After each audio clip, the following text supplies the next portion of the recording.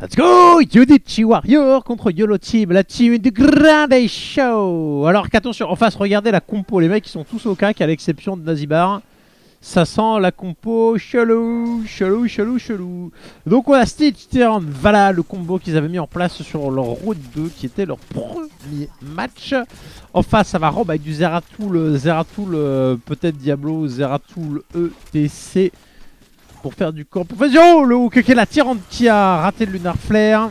Zeratul qui a tenté le Blink dans la phase 2 d'Eishi. Yor qui s'en sort avec un petit dévore.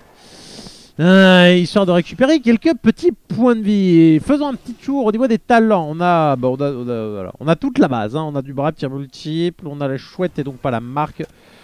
Qui est plus utilisée quand on a une compo qu'on veut burst. Avec de l'assassin.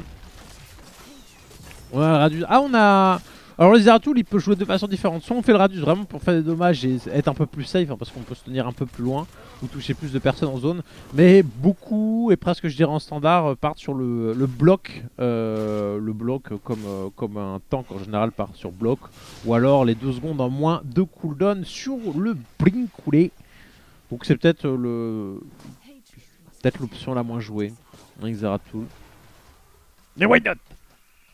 Donc Brightwing qui va jouer loin en décal. On imagine que le TC va faire la même, mais lui tant qu'il n'est pas niveau 10 et n'a pas son ulti, il ne peut pas dive, contrairement à Brightwing qui lui l'a en passif la TP sur héros allié, contrairement au Falstad qui lui peut se téléporter où il le désire. Bon, il est en cooldown, mais comme le Brightwing. Le Luisel, de son nom français dégueulasse. Tyrant qui m'a, bam, ça touche Zeratul. Ça permet. En fait, elle voulait surtout voir si le Easy n'était pas engagé derrière avec un petit back. Et il se doute que ça va être engagé, mais ils vont en profiter pour pourquoi pas faire de la tour. Tassadar au mid qui gère la lane sans souci. Au niveau 2, on prend les shields d'un maximum. La balise de soin, pas de souci. Empower attaque côté Zeratul. Nazibar, la même shield. On est exactement sur les classiques aussi, donc on revient pas forcément dessus à chaque fois. Parce que sinon on passe sur 10 héros à chaque niveau, c'est la merde. Mais regardez, on est sur... Il n'y a pas de petites... Les seuls petits détails à chaque fois, c'est qu'il faut noter par exemple le Tyrant qui a plusieurs choix. Il y en a qui préfèrent le bloc plutôt que le chou au niveau 1. Mais le chou a quand même beaucoup plus de popularité. Sinon pas de surprise quoi. Pas trop de réelles variantes possibles sur du teamplay de qualité. Le petit Slam Storm, on dépose vite. Nazibo qui va décap. Ah là là là là, attention. En fait, s'il peut avoir une différence, Brightwing, il y en a qui vont chercher le Venom pour avoir les dommages. En mode Saligo, là on a le shield. Un petit chiant de skull qui a été balancé. Le premier qui a été cap, c'était côté Brightwing qui est censé un peu split. Donc c'était à côté de chez lui, donc pas plus split, c'est pas grave, ils ont cherché le cap. Et au final, tant mieux. Puisque t'es pas loin de chez eux, il y a la Vala qui est là. Du côté de chez Ogard qui a pris une tour. Zeratul qui cherche le roaming. Ah, il a même pas fini la tour malheureusement. Ouais, on cherche le Brightwing, allez, on saute dessus, on dive. Zeratul qui blink, on repousse. Après avoir gratté 2-3 cordes et malheureusement, il n'y a pas eu de suite. Nazibo qui était en CD sur les skulls. Voilà, il le balance derrière en mode à l'arrache, je vais faire le kill, mais aucune chance. Du désespoir hein, du côté de chez Yudichi Warrior. Ah, pareil, les teams où il y a Warrior, c'est pas. Bon, à la base, c'est vendeur, mais en fait, non. Justement parce que c'est vrai. J'ai rien contre la team hein, de base B, bon, je les tacle un peu. Bon, après, YOLO en même temps, ça fait un peu. Terme adolescente, vous voyez ce que je ouais, ce que je veux lire. Ouais, ce que je peux lire. Bon, on va commencer à rentrer dans les choses sérieuses. Toujours pas de bizarreries dans les talents. Où que ce soit. Le first aid sur les assassins. Ou sur les carries. La base, on ne l'a pas sur Vala. Mais on prend Battle Momentum pour enchaîner les grenades. Yo toujours avec le style, Jeshi toujours avec la Tyrande. Et là il va prendre cher hein. Nazibo qui s'est polymorphe. Ça a touché un petit poil de fesse, un pixel, le petit strap de Daichi. On a chouette et Hook au cas où de l'overkill. Mais ce n'est pas grave, derrière on peut cap. Le kill a été fait. Et donc on a assuré le coup. On fait la petite boulette du côté de chez Zeratul. Qu'il peut doubler. Voire quadrupler une fois qu'il est niveau 20. Et ça fait mal.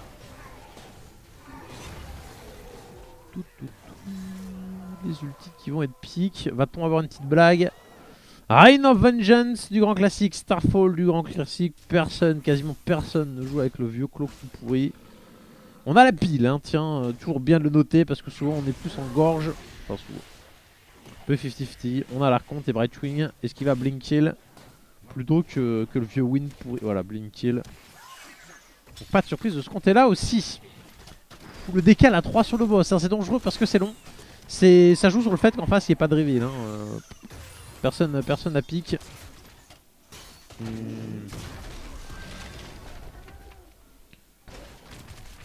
Effectivement, on a le dive. On a le Void Prison, l'Apocalypse, Divine Storm, le dive. Et le revenant, la pupette. T'attends de faire le boss de l'autre côté, mais c'est le Cripjack, le Brightwing qui est le premier sur les lieux. La voilà qui arrive. Tyrande qui balance la chouette histoire de faire signe aussi que coucou, on est là. Un Brightwing qui prend cher. Hein. Donc ok, il y a Cripjack, mais pour l'instant se retrouve un peu contre le Brightwing qui blink kill sur CG pour se sortir le Void. Avec Nazibar qui balance son ulti. Finalement le Void qui protège. Le dive de l'ETC qui va balancer. Mais oh, Apocalypse qui est balancé, qui touche quand même pas mal, qui fait des dommages. Le Brightwing qui est donc décédé, débloqué en sortir, mais c'est un peu difficile. Le Divine Storm qui va bloquer tout le monde. Et derrière de faire. Bah voilà, ça se retrouve un peu contre eux parce que les dommages ont été effectués du côté de chez YOLO Team. Le deuxième bloc qui prend super cher suite à un hook. Diablo qui s'en sort un petit poil de face et c'est bien le seul. Alors que c'est le seul qui, quand il a ses 60 stacks, et j'imagine qu'il les a depuis le début de la game, on est allé à 82, peut revive en 5 secondes. Brightwing qui revient. Après le kill. Après la mort, après la décédence. Pas de void, donc pas possibilité de seal le cap. On boulette sur Vala qui va devoir rentrer maison. Allez BJ. Zeratul qui fait le malin. Il a blink. Curse là, plus boss face à 0 de tribute. Donc c'est même pas comme s'il pouvait renverser la vapeur éventuellement juste après. Niveau 13 face à 11. La difficulté sur faire sentir du côté de Shinichi Warrior. Même si là, attention la Vala qui vont super cher, on a le dive. Stage du côté de le Zeratul qui a balancé la boulette, mais le heal qui fait du bien, surtout le blink kill. Le polymorph sur le TC qui se fait hook. Attention, on enchaîne la douille. Tassadar qui a peut-être storm. Non, on dodge. La chouette Camis, on push avec le boss, on va chercher le T1. Zeratul il s'est chopé. Le route du boss sur l'Uther qui prend cher. Reign of Vengeance qui a touché. Allez, on défonce les skulls, on pousse. Oh, très très beau combo fait par Deshi. Lunar Flare, chouette, bam bam. Pic pic, tu meurs. Très très bon ce que nous propose Deshi. Avec sa YOLO Team qui sera présente à la Gamer Assembly, je le rappelle, dans 2 semaines. Week-end de Pâques. Il reste des places hein, sur le tournoi héros si vous voulez venir. Starcraft 2 aussi. Il reste quelques-uns, certains sont pleins. Mais certains il reste quelques petits. C'est l'avantage de l'AGA maintenant. Vu qu'ils ont masse place, et ben au final ils ont quasiment ces genre nombre illimité de places. Allez vas-y, venez autant que vous voulez. Ramenez la famille, les amis. Alors qu'avant c'est un. On vidait un tournoi pour remplir un autre. Oh là là. Bon, Nazibo, attention, les ultis sont revenus, donc il y a moyen de recombo. Il reste juste le Reign of Vengeance qui n'est pas là. Tyrande refait son combo histoire de dire je te le pose. Sur la phase de Diablo. Mais là, comme on peut le voir, il y a une équipe bien menée engagée niveau mana. De temps en temps, faut savoir rentrer à la maison ou laisser tempo. Histoire de se remettre bien et de pouvoir tenir des fights sur la durée. Petit back en revenant sur le hard. En tout cas, 16 contre 13. Impossibilité de contest real. Tiens, on n'a pas eu le Relentless qu'on a ici sur le Diablo. On ne l'a pas sur le TC. On veut buff tout le monde quoi, on buff les tanks alors qu'on a le blink et la choose sur les deux autres.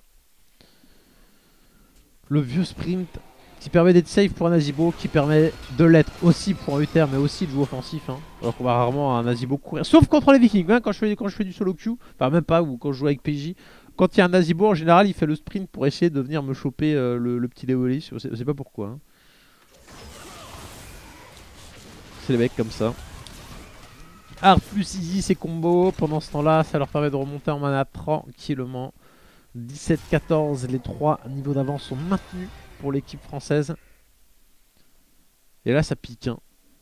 Ça va piquer. Est-ce on est sur une pseudo combo en face? On imagine que, à l'instar d'une Zagara qui arrivait à bloquer tout le monde, Zeratul peut aussi le faire avec son Void, mais le Void ne fait pas de dommages. Donc c'est un peu le problème du truc.